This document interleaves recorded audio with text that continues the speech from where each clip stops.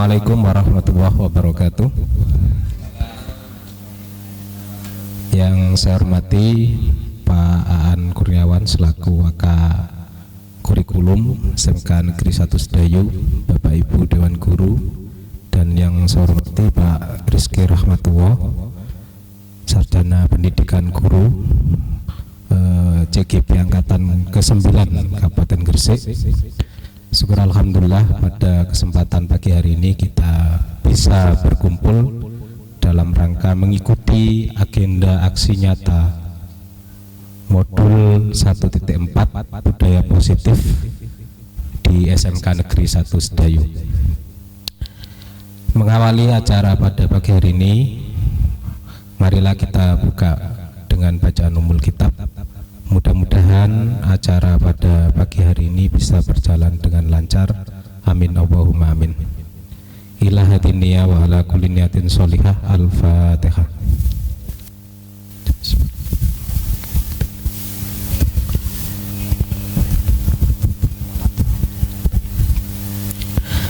Melangkah acara selanjutnya, yakni sambutan yang pertama, sambutan dari Kepala SMK Negeri 1 Sedayu Gresik yang akan disampaikan oleh Bapak Aan Kurniawan, Sarjana Pendidikan.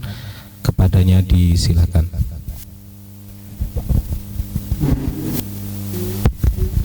Bismillahirrahmanirrahim. Assalamualaikum warahmatullahi wabarakatuh. Bismillahirrahmanirrahim. Subhanaka la ilma lana illa ma 'allamtana innaka antal alimul hakim. Rabbi shrah li sadri wa yassir li amri wahlul 'uqdatam min lisani yafqahu qawli.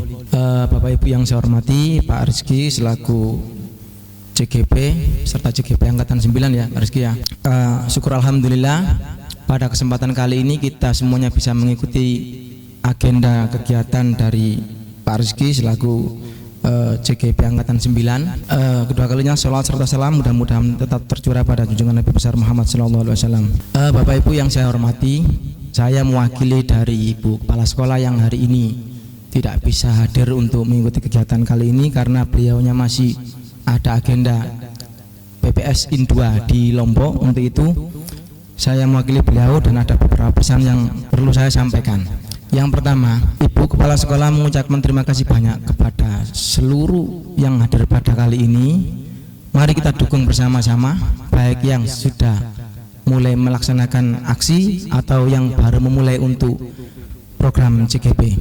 Yang kedua, tolong nanti tetap kita kerjasama, baik itu dalam pembelajaran tanpa mengurangi kinerja kita di sekolah. Jadi itu. Kemudian nanti apabila diperlukan hal-hal yang berkaitan dengan sekolah, itu nanti mohon konfirmasi dan kita jadwalkan supaya nanti ada waktu untuk mempersiapkan. Itu saya kira hal-hal seperti itu sudah dilaksanakan oleh teman-teman dari peserta maupun teman-teman yang lain. Yang ketiga yang tidak kalah penting adalah mari untuk mengajak teman-teman yang terutama yang muda-muda untuk ikut andil. Itu karena ini memang dorongannya kegiatannya adalah seperti itu. Apakah yang tua tidak? Iya, bukan berarti tidak penting, cuman yang didorong sekarang ini adalah terutama untuk guru-guru yang muda. Alhamdulillah partisipasinya sudah mulai ada. Itu. Kemudian begini Bapak Ibu, karena nanti ini terkait dengan nama baik juga sekolah. Bagaimanapun juga nanti kalau sekolah itu ada guru penggerak, kemudian nanti PMM-nya jalan, nanti itu akan berdampak positif juga pada sekolah kita. Nah, kalau sekolah kita nanti dipandang baik, insya Allah nanti kita akan juga merasakan baik semua. Mohon nanti kerjasama dari peserta maupun dari undangan untuk mensukseskan acara ini. Kemudian nanti apabila diperlukan tindak lanjut, maka nanti kita diskusikan lebih lanjut. Insya Allah kami memberikan fasilitas semaksimal mungkin dan kita akan memberikan dorongan juga semaksimal mungkin. Hal ini sebagai bukti bahwa kami sebagai mewakili manajemen mendorong dan memberikan fasilitas yang terbaik untuk teman-teman yang ikut andil dalam program calon guru penggerak. Mudah-mudahan acara pada kali ini berjalan dengan lancar dan kita semuanya mendapatkan hasil yang terbaik. Saya kira itu. Saya akhiri. Assalamualaikum warahmatullahi wabarakatuh.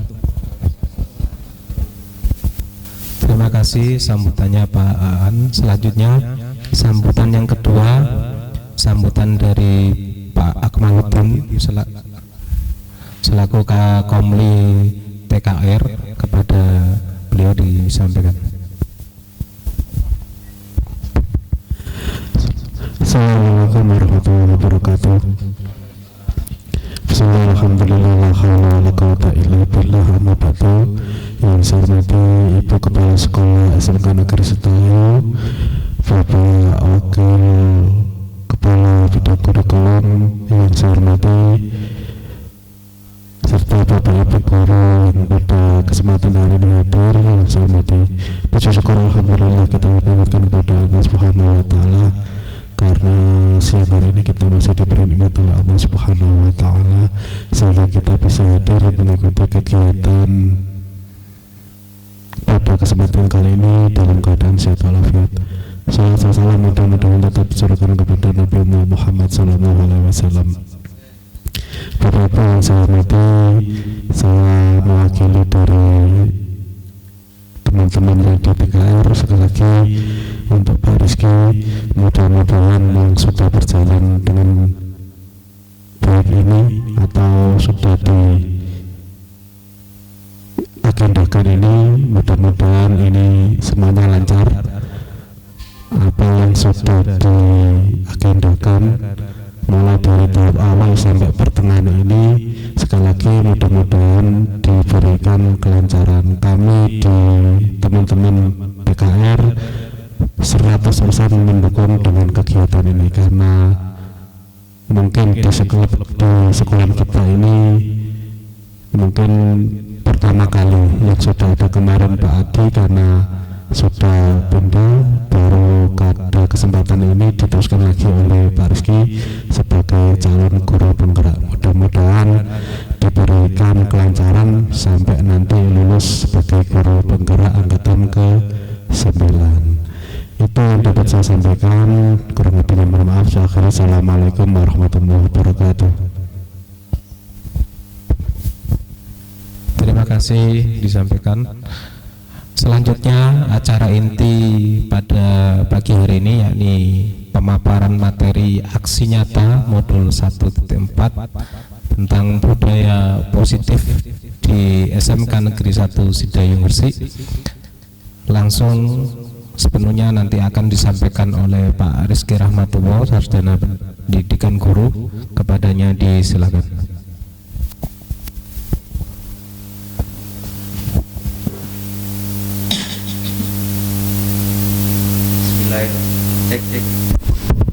Bismillahirrahmanirrahim. Assalamualaikum warahmatullahi wabarakatuh.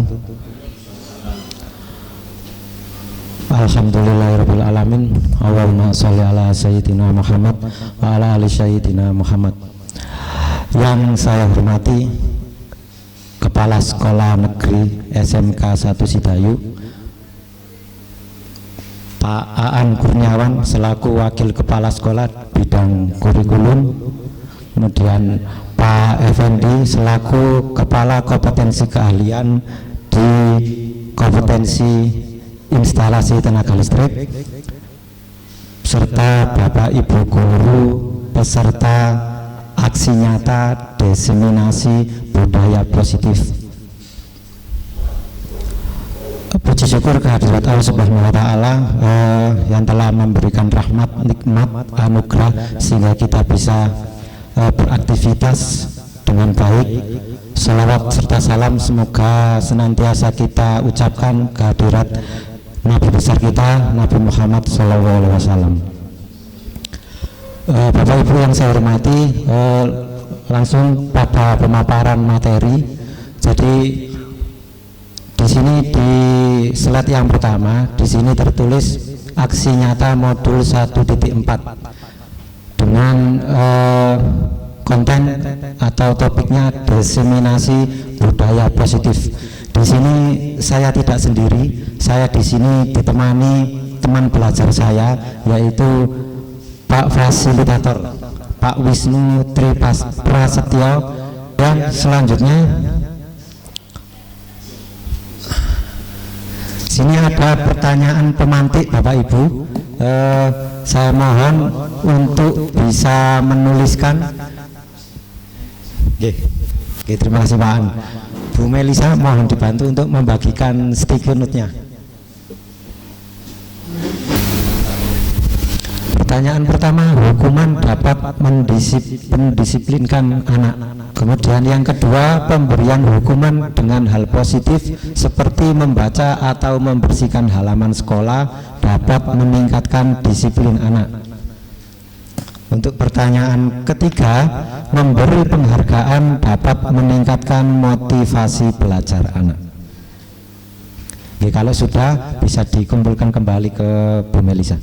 Terima kasih Bapak Ibu sudah menuliskan jawaban dari pertanyaan pemantik.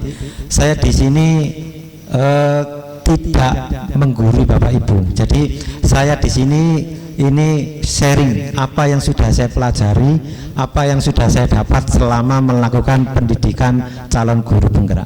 Saya yakin Bapak Ibu peserta ini sudah lebih dulu, lebih senior dari saya, yang mana pengalamannya sudah lebih dari saya. Jadi saya di sini mohon izin berbagi apa yang sudah saya pelajari, apa yang sudah saya dapatkan selama program pendidikan guru penggerak.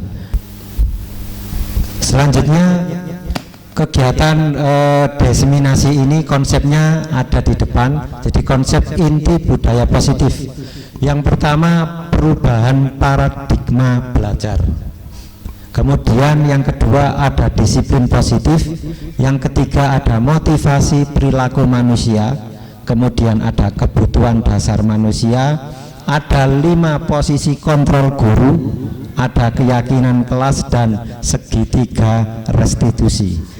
Bapak Ibu peserta diseminasi, dari 7 konsep yang ada di depan, menurut Bapak Ibu mana yang sudah familiar dan mana yang menurut Bapak Ibu asing? Silakan dari Pak Amin. Kalau menurut saya dari konsep inti budaya positif yang sudah banyak saya ketahui adalah tentang disiplin positif, dimana kalau setahu saya tentang disiplin positif ini adalah bagaimana memberikan contoh-contoh hal-hal baik yang diberikan kepada peserta didik agar peserta didik mampu bertanggung jawab, ya, berlaku disiplin dan bertanggung jawab, sehingga dari dua hal tersebut bisa tumbuh budaya atau hal-hal yang positif dari peserta didik. Mungkin itu setahu saya tentang konsep inti budaya positif ini, yang disiplin positif. Terima kasih. Oke, terima kasih. Untuk Pak Rio, yang asing boleh atau yang sudah familiar, jadi boleh dipilih salah satu. Terima kasih. Dari ke-7 konsep inti budaya positif, ada satu konsep yang saya masih asing, yaitu segitiga restitusi. Oke, terima kasih. Silakan Bu Farda. Oke, menurut saya sama dengan Pak Rio, satu hal yang menurut saya asing dan belum saya tahu tentang apa itu sih yang disebut dengan segitiga restitusi dan kaitannya dengan budaya positif itu seperti apa. Oke, terima kasih Bu Farda. Terima kasih. Untuk saya, konsep inti budaya positif yang sudah familiar sama seperti Pak Amin tadi, yaitu tentang disiplin yang positif. Seperti itu. Terima kasih. Oke. Moga Pak Zen. Terima kasih. Konsep inti budaya positif bagi saya yang asing itu segitiga restitusi. Jadi mohon nanti dijelaskan. Oke, terima kasih Pak Zen. Moga Pak Akmaluddin. Ya, terima kasih. Untuk konsep inti budaya positif, di samping yang mungkin belum pernah kita dengar, yaitu tadi dari teman-teman, yaitu segitiga restitusi, dan mungkin yang lainnya juga perlu dijelaskan Pak, karena ini mungkin baru pertama kita pelajari atau kita ketahui, yang sering kita dengar biasanya disiplin positif. Kalau perubahan paradigma belajar itu jelas kaitannya dengan kurikulum merdeka sama 5 posisi kontrol guru. Ya, karena kita mungkin hanya beberapa posisi saja, ini kok ada 5 kontrol apa saja itu. Itu dijelaskan. Siap. Ya, terima kasih. Oke, terima kasih. Lanjut Pak Effendi. Terima kasih.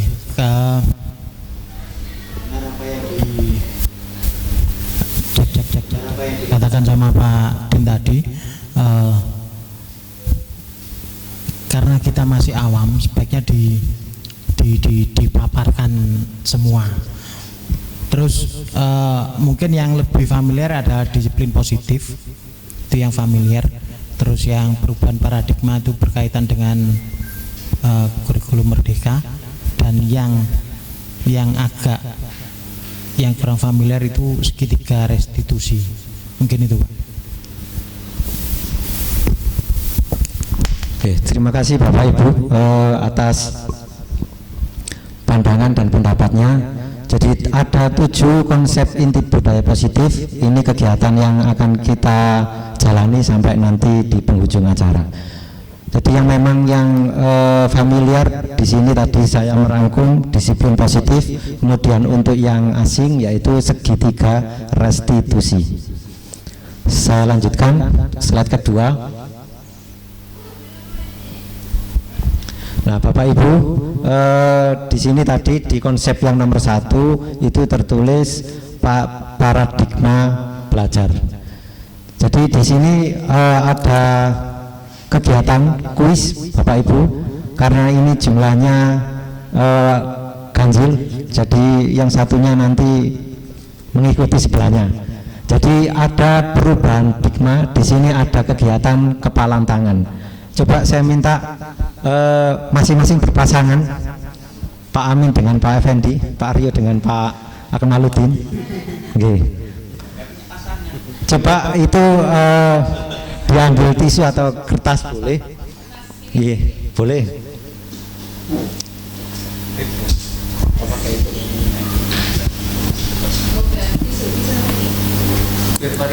Boleh. Oke. Sobeklah secari kertas atau ambillah kertas, tuliskan benda atau sesuatu yang sangat berharga untuk Anda. Jadi yang memegang kertas satu. Kemudian setelah dituliskan, letakkan di salah satu tangan Anda dan genggam benda atau sesuatu tersebut dengan segala daya. Oke, silakan Bapak Ibu. Teman Anda digenggam dulu, Pak. Teman Anda yang B akan mencoba, itu yang berharga loh Bapak Ibu. Jadi genggam sekuat-kuatnya karena itu berharga untuk Bapak Ibu. Genggam sekuat-kuatnya. Kemudian untuk teman yang B akan mencoba sekuat tenaga dengan berbagai cara untuk meminta Anda untuk memberikan benda tersebut. B bisa membujuk, mengancam, jangan menghardik ya, merayu, menyuap apa saja agar dapat membuka kepalan tangan. Coba. Sesuatu itu sangat berharga untuk Bapak Ibu, sangat berharga. Kayak loro loh amean, double. Kurang, Pak. Tetap bagaimana Pak Amin? Sesuatu yang berharga itu dilepaskan Pak Effendi. Nyawanya. Oh gitu. Menghardik. Oke, Pak Akmaluddin masih dalam genggaman, Bu Melisa masih dalam genggaman. Jadi apa yang terjadi?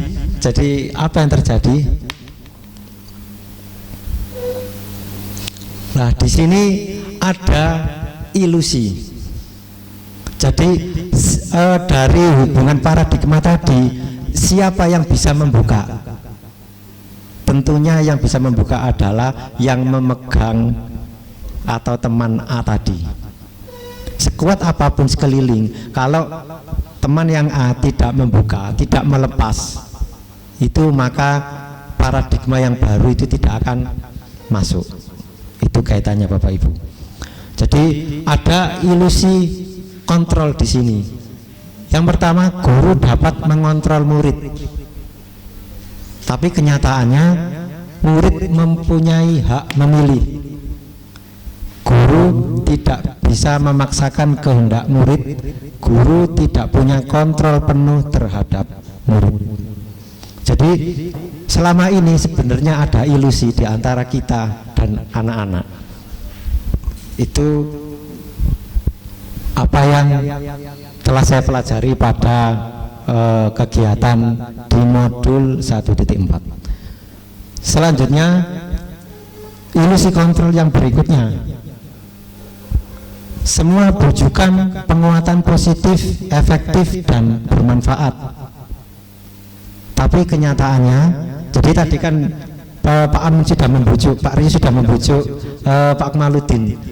Silakan dibuka atau membujuk dengan kata-kata yang mungkin bisa menghipnotis atau yang lainnya. Ternyata itu adalah sebuah ilusi kontrol. Jadi bujukan adalah salah satu bentuk kontrol. Murid mempunyai hak untuk menolak bujukan kita. Murid bisa tergantung pada pendapat dan bujukan kita.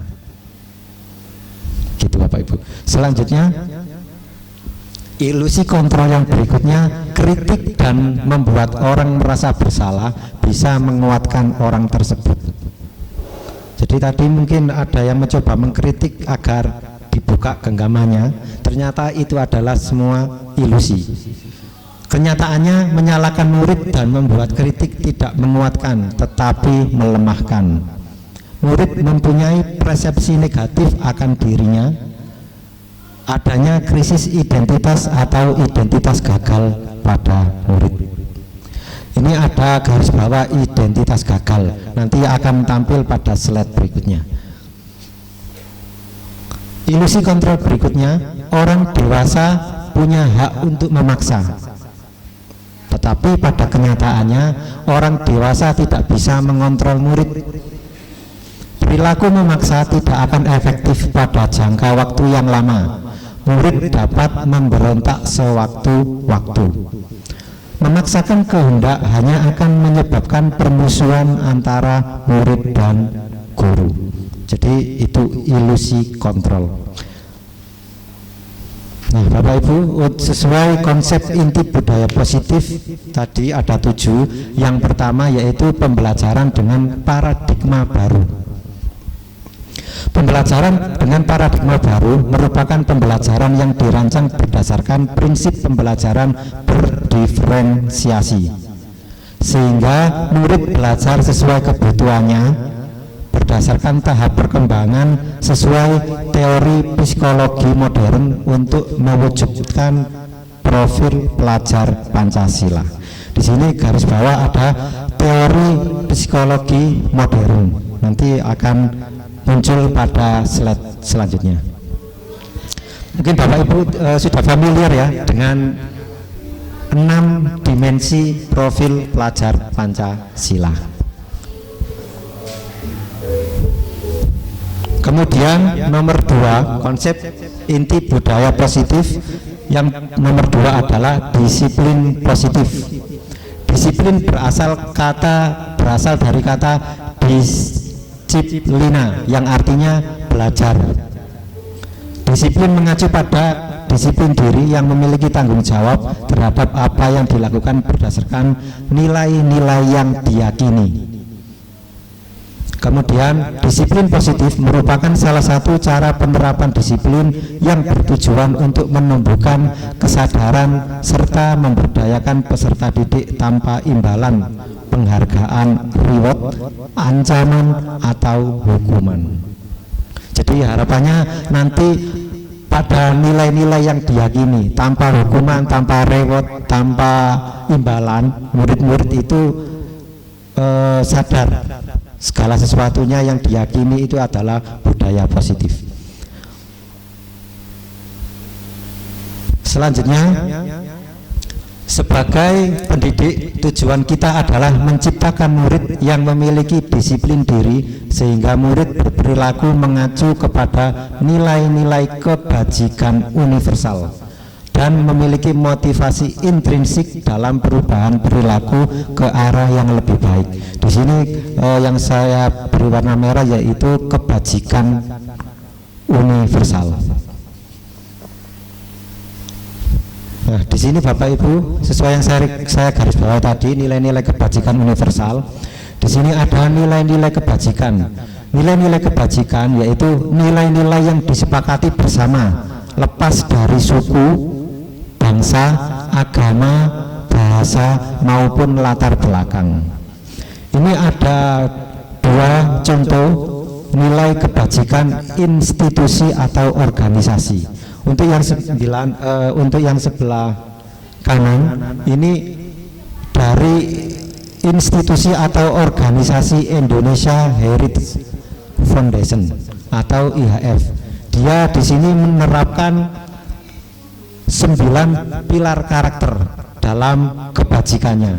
Yang pertama, cinta Tuhan dan segenap ciptaannya, mandiri, disiplin dan tanggung jawab, jujur, amanah, berkata bijak, hormat, santun dan pendengar yang baik, dermawan, suka menolong dan kerjasama, percaya diri, kreatif dan pantang menyerah, pemimpin yang baik dan adil, baik dan rendah, toleran, cinta damai dan bersatu. Kemudian untuk dari Kementerian Pendidikan, Kebudayaan, Riset dan Teknologi menggunakan nilai kebajikan yaitu profil pelajar Pancasila. Nah, di sini memiliki 6 dimensi. Jadi di dalam profil pelajar Pancasila itu memiliki kebajikan. Di antaranya 6 dimensi yang ada di depan.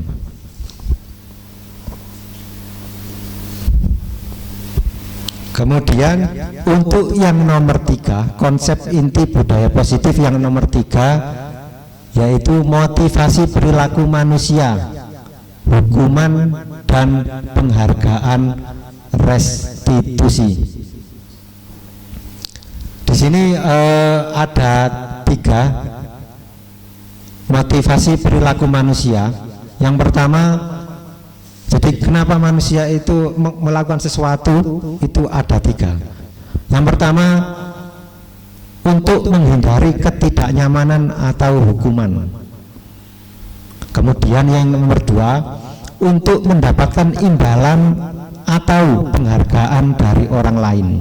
Jadi kemudian yang nomor 3, untuk menjadi orang yang mereka inginkan dan menghargai diri sendiri dengan nilai-nilai yang mereka percaya. Jadi ada 3 motivasi kenapa seseorang itu berbuat sesuatu atau berperilaku sesuatu. Nah, dari 3 itu 2 diantaranya motivasinya eksternal, kemudian untuk yang 1 itu motivasi internal. Di situ karena ada nilai-nilai yang mereka percaya atau tujuan disiplin positif yang akan saya paparkan pada slide selanjutnya. Nah, Bapak Ibu, di sini ada masuk dalam budaya positif, disiplin. Kemudian di sini ada beberapa perbedaan antara hukuman dan konsekuensi. Di sini ada tindakan guru mencatat 100 kali di dalam buku kalimat. Nah, ini termasuk hukuman atau konsekuensi. Minta tolong Bu Melisa untuk dibagikan. Kemudian Bapak Ibu peserta diseminasi bisa Bapak Ibu peserta menuliskan hukuman atau konsekuensi. Oke. Mencatat 100 kali di dalam buku kalimat. Saya tidak akan terlambat lagi karena terlambat ke sekolah. Itu yang pertama. Kemudian yang nomor 2, lari mengelilingi lapangan basket 2 kali karena terlambat hadir di sekolah.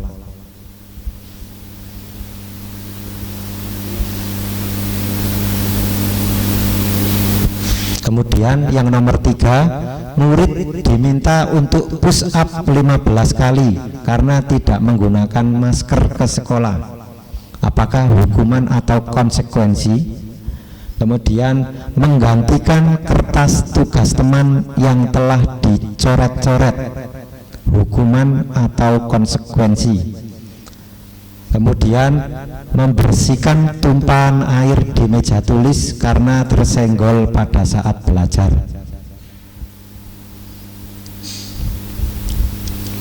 Untuk yang keenam, murid disuruh untuk mengenakan sepatu seharian di sekolah karena tidak mengenakan sepatu hitam.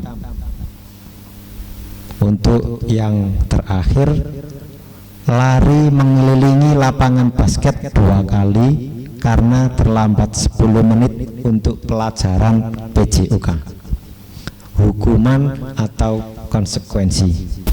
Oke, kalau sudah bisa menyampaikan jawabannya. Yang sudah selesai boleh Pak Effendi atau Bu Mel, silakan. Untuk jawabannya saja tidak apa-apa, dibaca pertanyaannya juga boleh. Untuk ali itu termasuk hukuman. Terus yang kedua mengelilingi basket juga hukuman. Murid diminta untuk push up itu juga sama hukuman. Menggantikan kertas tugas teman yang telah dicoret-coret itu konsekuensinya. Jadi menggantikan kertas tugas teman yang telah dicoret-coret itu konsekuensi, itu resiko. Terus membersihkan tumpahan air di meja tulis karena tersenggol juga sama, konsekuensi. Terus murid disuruh untuk mengenakan sepatu seharian di sekolah karena tidak mengenakan sepatu, itu juga sama, konsekuensi. Lari mengelilingi lapangan itu hukuman. Terima kasih. Oke, selanjutnya. Oke, terima kasih. Untuk jawaban saya yang nomor 1 itu merupakan suatu bentuk dari hukuman. Yang nomor 2 itu juga sama hukuman. Yang nomor 3 juga hukuman. Yang keempat ini adalah bentuk dari konsekuensi. Yang kelima juga sama, konsekuensi. Yang keenam ini merupakan bentuk dari hukuman. Dan yang ketujuh juga hukuman. Terima kasih. Sama seperti yang disampaikan oleh teman-teman Pak Rizky. Nomor 1 hukuman, nomor 2 hukuman, nomor 3 hukuman, nomor 4 konsekuensi, nomor 4 konsekuensi, nomor 5 konsekuensi, nomor 6 yang terakhir adalah hukuman. Terima kasih. Moga Pak Amin. Ini hampir sama. Untuk nomor 1 itu hukuman, nomor 2 juga hukuman, nomor 3 hukuman, nomor 4 konsekuensi, dan nomor 5 konsekuensi, nomor 6 hukuman, dan nomor 7 hukuman. Ini menurut saya. Terima kasih Bapak Ibu sudah menuliskan pendapatnya terkait tindakan guru termasuk hukuman atau konsekuensi. Mari kita lihat, silakan dipegang kertasnya Bapak Ibu. Mari kita lihat jawabannya. Apakah jawabannya dari beberapa pertanyaan ini sudah benar atau belum? Kita lihat di slide di depan. Ini jawabannya. Nomor 1 hukuman, nomor 2 hukuman, nomor 3 hukuman, nomor 4 dan 5 konsekuensi, nomor 6 hukuman, dan nomor 7 konsekuensi. Selanjutnya di sini Bapak Ibu, apa sih perbedaan hukuman dan konsekuensi? Hukuman itu sesuatu yang menyakitkan harus terjadi. Konsekuensi sesuatu harus terjadi. Hukuman membuat anak sakit fisik maupun hati untuk jangka waktu yang lama. Konsekuensi membuat anak merasa tidak nyaman dalam waktu jangka pendek. Anak membenci kedisiplinan. Konsekuensi anak menghargai disiplin. Paksaan, stimulus tanggapan mendorong anak menyakiti diri, mendorong agar anak mudah menyesuaikan diri. konsep diri yang buruk, konsep diri yang baik, hukuman anak belajar untuk menyembunyikan kesalahan, konsekuensi anak belajar untuk mematuhi aturan, hukuman marah, rasa bersalah, dipermalukan, merasa tidak dihargai, konsekuensi kehilangan hak, dibuat tidak nyaman, diasingkan untuk sementara atau time out. Selanjutnya, nah Bapak Ibu, di sini tadi dari konsep inti budaya positif tertulis segitiga restitusi. Namun di sini yang tertulis adalah restitusi. Untuk segitiganya akan saya paparkan pada slide-slide berikutnya. Restitusi adalah proses menciptakan kondisi bagi murid untuk memperbaiki kesalahan mereka, sehingga mereka bisa kembali pada kelompok mereka dengan karakter yang lebih kuat. Restitusi juga merupakan proses kolaboratif yang mengajarkan murid untuk mencari solusi untuk masalah mereka dan membantu murid berpikir tentang orang seperti apa yang mereka inginkan, jadi menjadi tujuan mulia, dan bagaimana mereka harus memperlakukan orang lain. Goseng tahun 2004. Jadi gambaran restitusi adalah anak-anak itu yakin, anak-anak itu istilahnya mau membuka bahwa apa yang telah dilakukan itu salah, dan anak-anak sadar bagaimana cara memperbaiki kesalahan. Jadi gambarannya restitusi seperti itu. Nah, di sini Bapak Ibu, sesuai yang saya sampaikan tadi, ada identitas gagal. Di sini ada dua identitas. Yang pertama identitas gagal dengan hukuman, ada dua identitas sukses, disiplin. Untuk disiplin di sini ada dua, yaitu konsekuensi dan restitusi. Jadi restitusi ini gambarannya seperti pendekatan. Jadi kalau kita menggunakan pembelajaran di kelas, ada model pembelajaran atau biasanya pakai PBL atau PJBL, kemudian pendekatannya bisa saintifik atau menggunakan pendekatan yang lain. Kemudian tekniknya ada yang model ceramah, ada yang model diskusi dan lainnya. Nah, restitusi ini salah satu bentuk pendekatan. Kalau pada diskusi visi penggerak kemarin saya menggunakan pendekatan inquiry apresiatif atau bagja. Nah, untuk di budaya positif ini salah satu bentuk pendekatannya menggunakan restitusi. Restitusi ini kalau menurut kalimat baku atau di Google itu bahasanya untung rugi. Jadi restitusi untung rugi kalau pada pengertian universal. Tetapi dalam restitusi dalam bidang pendidikan itu maksudnya adalah suatu konsep yang baik untuk diterapkan sesuai perkembangan pendidikan saat ini. Salah satunya saya baca satu di sini, hukuman itu sesuatu yang menyakitkan harus terjadi, sedangkan konsekuensi sesuatu harus terjadi. Sementara restitusi itu merupakan pilihan. Itu salah satu dari tabel yang ada di depan. Selanjutnya ini saya bacakan untuk yang poin nomor 2 dari bawah. Di sini peraturannya adalah titik-titik kamu harus. Kemudian konsekuensi apa peraturannya, mampukah kamu melakukannya? Terima kasih. Kemudian restitusi itu apa yang kamu yakini, apa yang bisa kamu lakukan untuk memperbaiki masalah ini.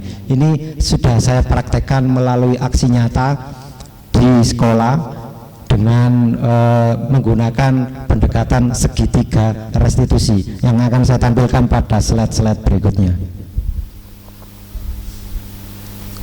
Kemudian yang nomor 4 ada 7 konsep inti budaya positif. Ini yang nomor 4, yaitu kebutuhan dasar manusia.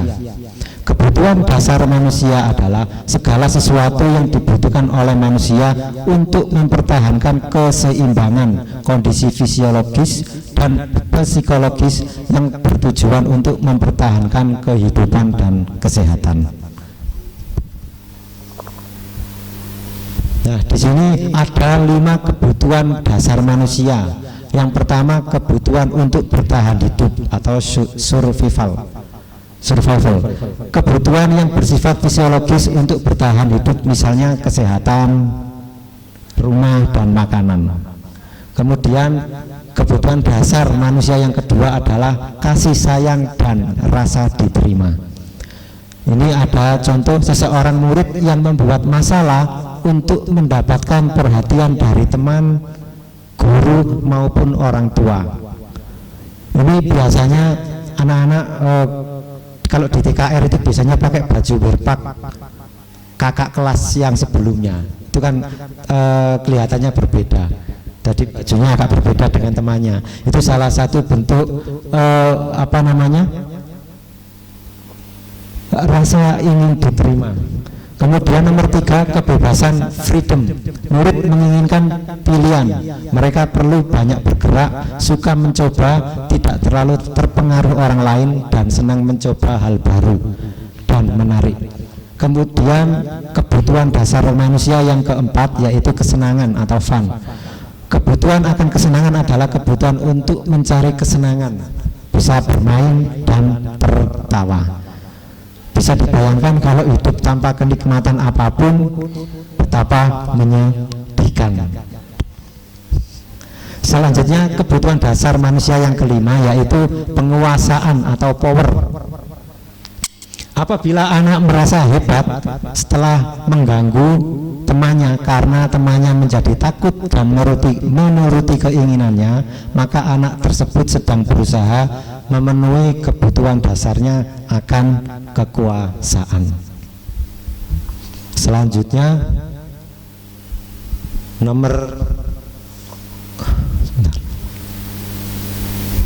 sampai pada nomor 5. Konsep inti budaya positif yang kelima yaitu posisi kontrol guru. Ada 5 di sini. Yang pertama penghukum. Kemudian ada pembuat rasa bersalah. Kemudian posisi kontrol guru yang ketiga sebagai teman. Kemudian sebagai pemantau. Kemudian yang terakhir adalah manajer. Ini 5 posisi kontrol guru. Menurut Bapak Ibu peserta diseminasi budaya positif, coba mana yang sudah pernah diterapkan dari 5 posisi kontrol, atau artinya kontrol apa yang sudah Bapak Ibu pernah lakukan di kelas. Oke, monggo dari Pak Amin, salah satu atau 2 silakan. Terima kasih Pak Rizky. Kalau saya pribadi untuk posisi kontrol yang kelas, ya ini teman. Jadi saya mencoba memperlakukan peserta didik ini seperti teman karena dengan pendekatan teman ini paling tidak saya bisa lebih akrab dan lebih tahu tentang peserta didik yang saya dampingi. Kemudian yang kedua adalah pemantau. Karena kebetulan saya guru BK, jadi saya sedikit banyak memantau perkembangan peserta didik dampingan saya, sehingga 2 hal ini yang sudah saya lakukan dalam rangka untuk memberikan pendampingan kepada peserta didik. Terima kasih. Terima kasih Pak Amin. Terima kasih. Kalau untuk saya, posisi kontrol apa yang pernah dilakukan di kelas? Posisi kontrol yang pernah dilakukan di kelas. Kalau menghukum pernah, karena memang ada anak yang melanggar aturan yang sudah disepakati. Kemudian untuk pembuat rasa bersalah ini mungkin pernah tapi tanpa sadar. Ya, hubungannya sama seperti tadi ketika ada anak yang mengalami mereka melanggar kesepakatan yang sudah dibuat. Ya mungkin pernah terlontar kata-kata atau apa yang bisa membuat dia merasa bersalah, tetapi itu niatnya untuk efek jera, tidak untuk menghakimi yang terlalu berat seperti itu. Siap. Tetapi tetap dimotivasi juga anaknya. Kemudian untuk menjadi teman, ini alhamdulillah selalu saya terapkan karena memang kebetulan murid-murid yang saya hadapi itu sudah beranjak dewasa, jadi lebih mudah untuk diajak ngobrol sehingga saya bisa memposisikan mereka sebagai teman. Kemudian untuk pemantau juga saya laksanakan karena saya juga melihat bagaimana perkembangan anak-anak ketika setelah diberikan materi praktik, apakah sudah bisa menyerap dengan baik atau belum. Nah itu saya juga memposisikan sebagai pemantau. Kemudian untuk manajer ini mungkin lebih ke bagaimana kontrol kelas nih, mengatur kelasnya, karena memang anak-anak tanpa kita kontrol itu juga biasanya agak kesulitan, jadi lebih diarahkan atau sebagai fasilitator seperti itu. Terima kasih. Oke, terima kasih Bapak Ibu. Saya bacakan kembali dari Pak Amin 5 posisi kontrol yang pernah dilakukan bersama murid, yaitu pemantau dan teman. Kemudian Pak Rio juga sama, beliaunya menyampaikan pemantau dan teman. Kemudian Bu Farda di sini juga ada teman, ada pemantau yang diterapkan di kelas. Kemudian untuk Bu Mel 5 posisi kontrol yang sudah diambil atau yang diterapkan. Yang pertama rasa bersalah pernah, kemudian teman juga pernah, manajer juga pernah. Untuk selanjutnya, slide selanjutnya, nah ini ada contoh. Tadi Bapak Ibu sudah memaparkan, ini ada contoh penerapan 5 posisi kontrol guru saat murid tidak memakai atribut pada hari Senin untuk mengikuti kegiatan upacara. Di sini kalau penghukum, kontrol penghukum, yaitu narasinya patuhi aturan sekolah, lalu berdiri di depan barisan. Ini penghukum. Kemudian untuk pemantau, kamu sudah melanggar peraturan apa dan bagaimana konsekuensinya. Itu kontrol pemantau. Sedangkan untuk teman, ayolah yang tertib, buat Pak Guru, Bu Guru ini bangga. Kali ini tidak apa-apa kamu salah. Itu posisi teman. Kemudian untuk membuat rasa bersalah, narasinya berapa kali Pak Guru harus memberitahu kamu, Pak Guru kecewa sama kamu. Kemudian untuk manajer, apakah kamu tahu kesalahanmu?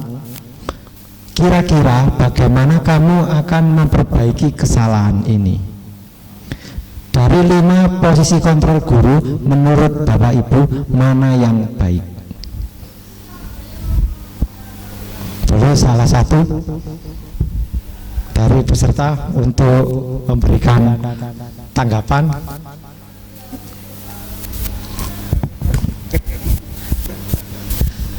Saya lebih condong ke manajer. Jadi saya ulang, lebih condong ke manajer. Jadi anak itu harus tahu dulu kesalahannya apa.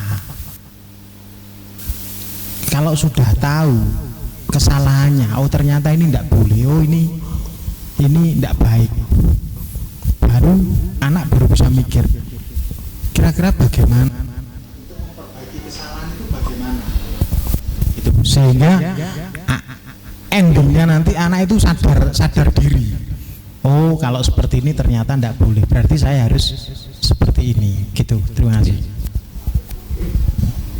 Bapak Ibu, di sini dari 5 posisi kontrol guru sesuai yang saya pelajari beserta arahan dari fasilitator dan juga konsep-konsep yang disampaikan pada modul, 5 posisi kontrol guru yang paling baik adalah sebagai manajer sesuai yang disampaikan Pak Effendi.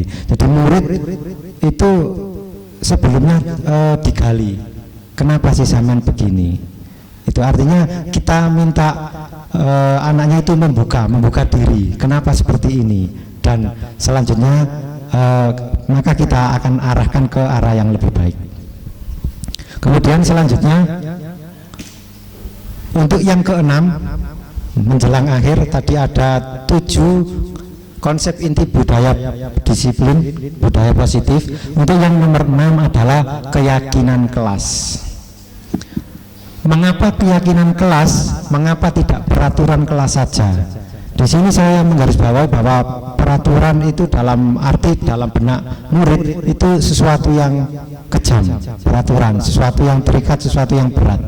Nah, di sini di salah satu konsep inti budaya positif yaitu keyakinan kelas. Salah satunya mengapa kita memiliki peraturan tentang penggunaan helm pada saat mengendarai kendaraan roda 2. Dari peraturan itu kita yakini bahwa ketika kita sudah menggunakan helm dalam diri kita, kita akan yakin bahwa kita akan selamat.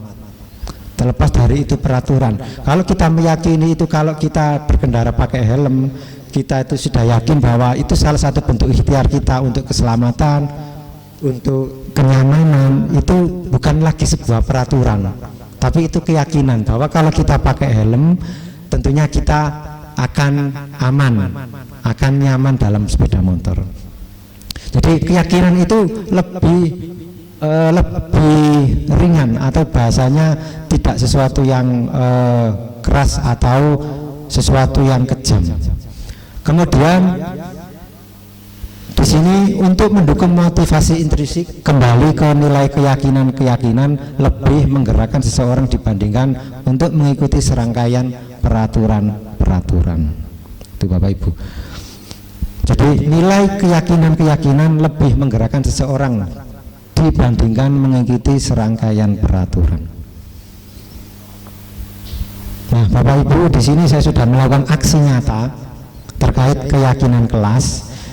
Ini saya buat cuplikan saja. Ini durasinya saya lakukan kemarin hampir setengah jam. Ini saya rangkum menjadi sekitar 3 menit atau 2 menit. Dari anak-anak tadi yang tidak pikir, teman yang pikir tadi, apakah sudah menyaksikan bahwa sudah melakukan tugasnya? Ya, berarti itu suatu contoh yang baik apa tidak baik?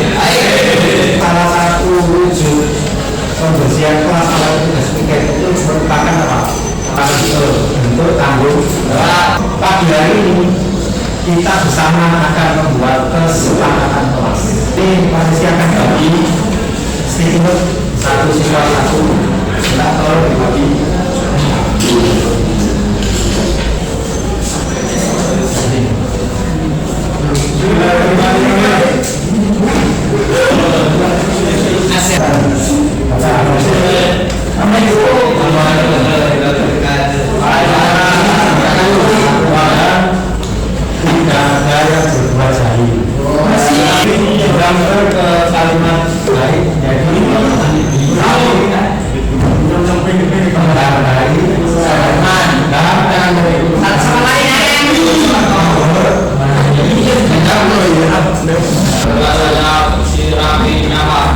Bersih, rapi, nyaman.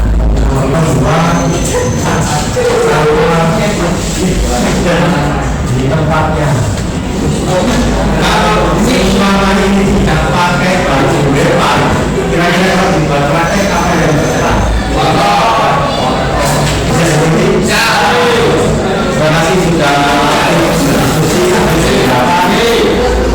Mari kita laksanakan kegiatan dengan sebaik-baiknya.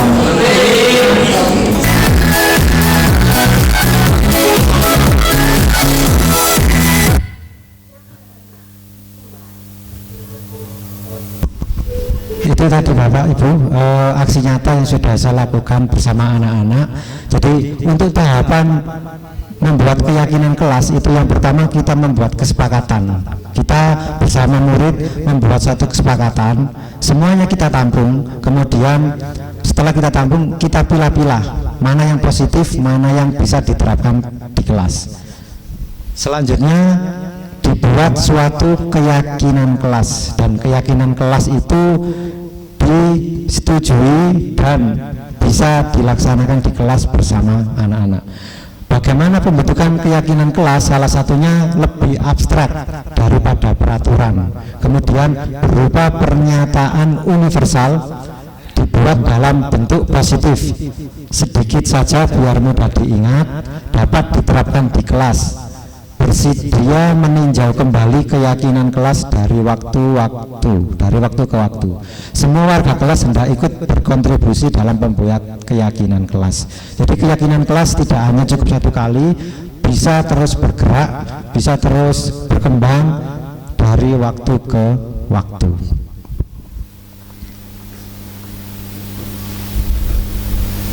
Nah, Bapak Ibu, tiba kita di konsep inti budaya positif yang terakhir, yaitu segitiga restitusi.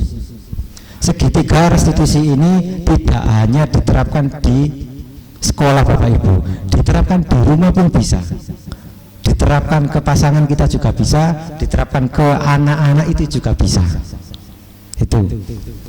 Jadi segitiga restitusi yaitu proses menciptakan kondisi bagi murid untuk memperbaiki kesalahan mereka, sehingga mereka bisa kembali pada kelompok mereka dengan karakter yang lebih kuat. Nah, kenapa disebut segitiga? Yang pertama, dia melakukan menstabilkan identitas. Kemudian yang kedua, validasi tindakan yang salah. Kemudian yang nomor tiga adalah menanyakan keyakinan kelas.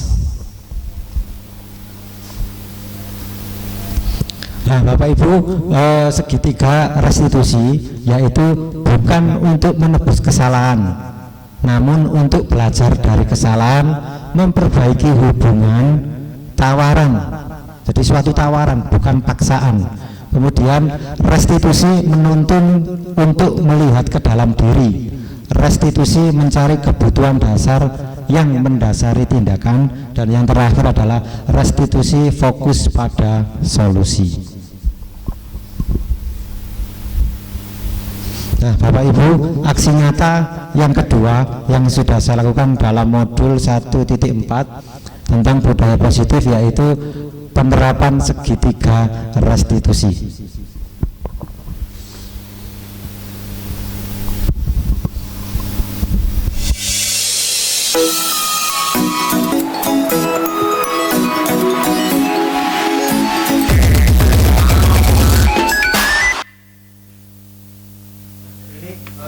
Kasusnya Bapak Ibu, di sini ada kasus 1, Yusuf, siswa kelas 11 TKR 3 dalam kegiatan belajar di kelas. Saat sedang proses pembelajaran dengan mengerjakan tugas, tiba-tiba datang Raski yang merebut paksa buku hasil pekerjaan Yusuf. Yusuf marah dan mendorong Raski karena bukunya diambil paksa oleh Raski. Mari kita lihat aksi nyatanya. Yusuf, Bapak dengar laporan dari ketua kelas, katanya kamu habis bangka. Coba benar atau tidak? Iya Pak, saya marah. Kenapa Mas Yusuf bisa marah? Ya, bisa kerjaan saya itu diambil Pak, belum selesai. Oh, ya benar kalau Mas Yusuf marah. Iya Pak. Jika Pak Rizky ada di posisi Mas Yusuf, pasti akan melakukan hal yang sama. Lalu apa yang Mas Yusuf lakukan? Ya, marah Pak.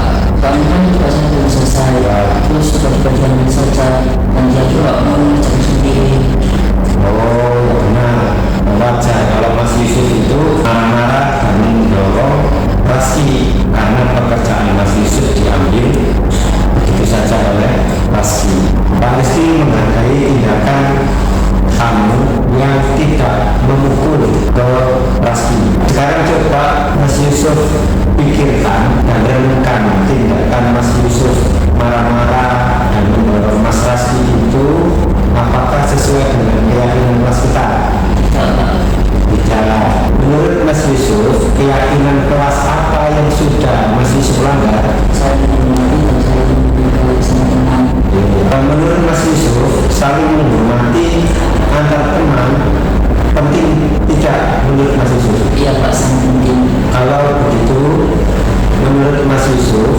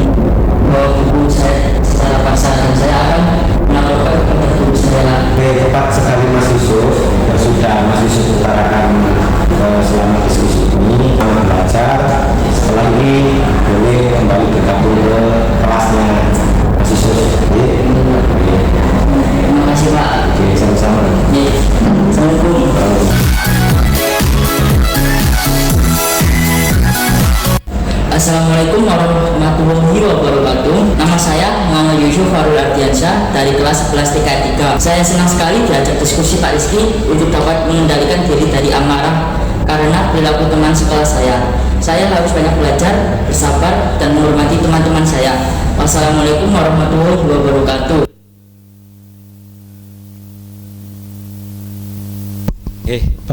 Bapak Ibu, ini aksi nyata dari penerapan segitiga restitusi.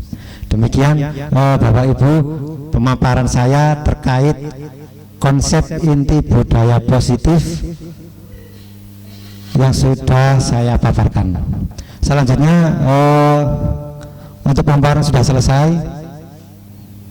Di sini saya mohon kesediaan Bapak Ibu untuk merefleksi dari peserta diseminasi terkait budaya positif yang sudah saya paparkan. Monggo Bapak Ibu.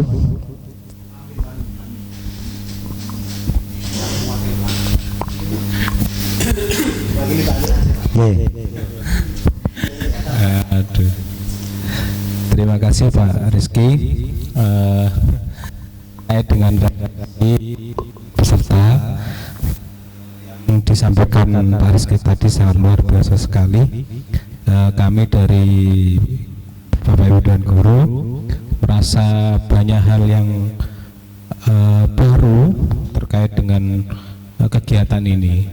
Tentunya dari kegiatan ini kami bisa melihat atau memotret bagaimana, yang pertama, bagaimana kita diberikan gambaran, bagaimana kita memberikan pandangan terkait dengan hukuman atau dengan konsekuensi terhadap peserta didik, sehingga kita tidak lantas menghukum anak langsung, tetapi ada hal-hal yang perlu kita sampaikan terlebih dahulu sehingga anak-anak tidak terkesan bahwasanya apa yang dia lakukan itu merupakan kesalahan murni dari dirinya. Jadi kita berikan pemahaman kepada peserta didik sehingga apa yang dia lakukan itu yang tidak sesuai dengan aturan itu juga mengandung konsekuensi yang akan diambil. Kemudian terkait dengan budaya positif lagi yang saya tangkap adalah posisi kontrol guru, di mana yang saya katakan tadi, saya menganggap dua hal, yakni sebagai pemantau dan teman, ternyata selama ini masih kurang atau masih perlu kami kembangkan, di mana yang lebih baik dari 5 posisi kontrol guru itu adalah menjadi manajer, di mana pada saat ada peserta didik yang memang itu tidak sesuai dengan peraturan yang ada di sekolah kita, itu paling tidak diberikan gambaran-gambaran yang mana anak-anak bisa lebih dipercayakan untuk memecahkan persoalannya, sehingga kita tidak banyak mendikte, tapi anak lebih diberikan wawasan sehingga anak itu lebih banyak tahu. Kemudian terkait dengan budaya positif yang terakhir yang saya perlu sampaikan, intinya budaya positif ini paling tidak yang sudah disampaikan Pak Rizky tadi ini bisa kita terapkan bersama-sama di sekolah kita ini, sehingga sekolah kita yang sudah baik ini menjadi lebih baik lagi. Terima kasih.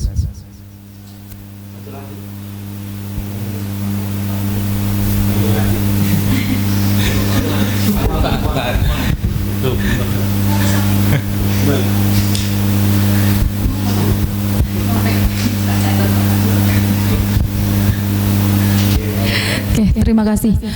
Untuk refleksi yang bisa saya berikan, alhamdulillah, terima kasih Pak Rizky karena sudah memberikan saya khususnya dan teman-teman yang lain untuk mendapatkan kesempatan mendapatkan materi baru ini, ya, karena benar dari Pak Amin tadi, saya pribadi merasakan memiliki tambahan wawasan baru sebagai seorang guru. Ya, luar biasa sekali. Terima kasih Pak Rizky karena sudah mau berbagi. Seperti banyak beberapa ya contoh posisi kontrol guru. Memang dari kelima itu sudah pernah saya lakukan, tetapi tadi juga sudah dijabarkan oleh Pak Rizky, maka saya juga bisa menerapkannya bisa lebih baik lagi kepada siswa dan juga memberikan pemahaman terhadap siswa, entah itu ketika mereka merasa mereka melanggar aturan atau mereka merasa bingung, itu akhirnya nanti kita bisa lebih fokus untuk mengarahkan murid yang tujuannya memang supaya mereka bisa lebih mandiri seperti itu, dan lebih termotivasi lagi untuk sekolah, karena saya meyakini siswa-siswa kami itu adalah kebanggaan orang tuanya mereka masing-masing, dan semoga nanti yang diamanahkan ke kita bisa mewujudkan dengan ikhtiar-ikhtiar ini seperti ini. Terima kasih. Nambahi Barsi ya. Untuk refleksi, saya kira tadi dari aksi nyata yang sudah ditampilkan sudah saya kira cukup baik sekali, sudah digambarkan dengan baik. Kemudian pada proses 1 sampai 7 tadi, yang pertama yang paradigma itu, kita sambil diskusi saja ya. Di situ kan ada paradigma baru terkait dengan kurikulum merdeka.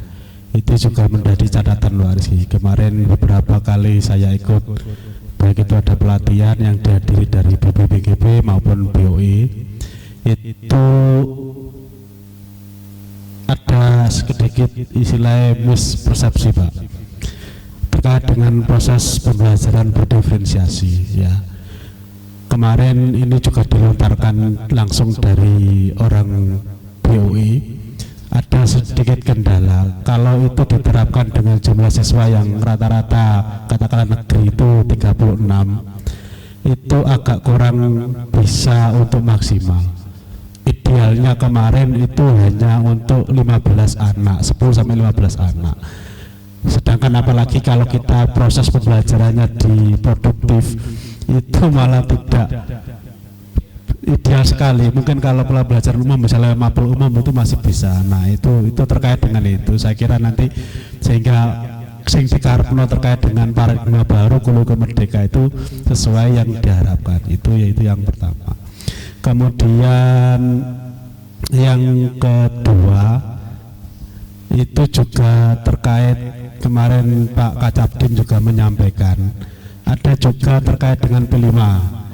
Itu juga karena hampir semua sekolah, khususnya kepala sekolah, itu menginginkan gate-nya itu di project atau hasil akhirnya itu gelar karya, padahal keinginan yang dari bukan entah itu pembuat kurikulum atau keinginan dari kurikulum itu sendiri atau kurikulum merdeka itu adalah prosesnya, yang ditekankan itu prosesnya, bukan hasil karya. Tetapi orang itu kan melihat, oh gelar karya ini sukses, wah seperti ini, itu yang disebutkan nilai, tetapi bukan itu yang dinilai sebetulnya, adalah prosesnya. Nah, kadang guru sendiri itu juga tidak mengerti, pokoknya nanti endingnya itu gelar karya itu sukses, mewah dan ada, tetapi tidak. Ternyata kemarin dari BPGB itu menekankan prosesnya, jadi proses mulai dari awal sehingga anak-anak itu terbentuk, baik itu kerjasama atau yang lain. Nah, gelar karya itu bagian istilah yang nanti hasilnya, tetapi itu tidak menjadikan tolak ukurnya. Itu yang dapat saya sampaikan, karena ini sifatnya diskusi, barangkali nanti bisa untuk masukan Pak Rizky ke depan. Saya akhiri, assalamualaikum warahmatullahi wabarakatuh. Oke. Terima kasih Bapak Ibu. Saya coba untuk menggarisbawahi apa yang disampaikan Pak Amin tadi terkait materi-materi baru yang Pak Amin terima melalui pemaparan, termasuk juga posisi 5 kontrol oleh guru. Kemudian untuk Bu Melisa tadi saya mau menggarisbawahi, yaitu anak-anak terus untuk selalu diberikan motivasi agar anak-anak itu sadar diri dan bisa mandiri. Kemudian untuk Pak Din tadi yang pertama paradigma, Kemudian untuk yang nomor 2 yaitu kegiatan B5. Jadi menurut saya memang benar Pak. Jadi gelar karya itu sebenarnya kegiatan yang kegiatan yang kesekian kalinya. Yang terpenting adalah proses. Contoh seperti ini, kalau saya punya pemikiran, contoh anak-anak itu mengikuti tahfidz. Jadi tahfidz itu waktu gelar karya, yaitu hasil dari dia proses murajaah, proses menghafalkan ayat tiap hari, dan proses penghafalannya itu, prosesnya itu yang diharapkan oleh pemerintah. Sedangkan untuk gelar karya itu merupakan hadiah saja bentuknya. Oke, terima kasih Bapak Ibu peserta diseminasi aksi nyata budaya positif pada modul 1.4. Saya mengucapkan terima kasih sebanyak-banyaknya atas kehadiran, atas meluangkan waktunya di sela-sela kesibukan Bapak Ibu.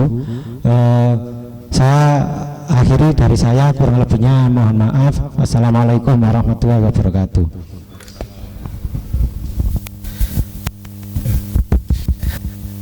Paparannya Pak Rizky, kita kasih aplaus untuk Pak Rizky. Selanjutnya acara yang terakhir yakni penutup doa. Ini kita tutup dengan doa kafaratul majelis.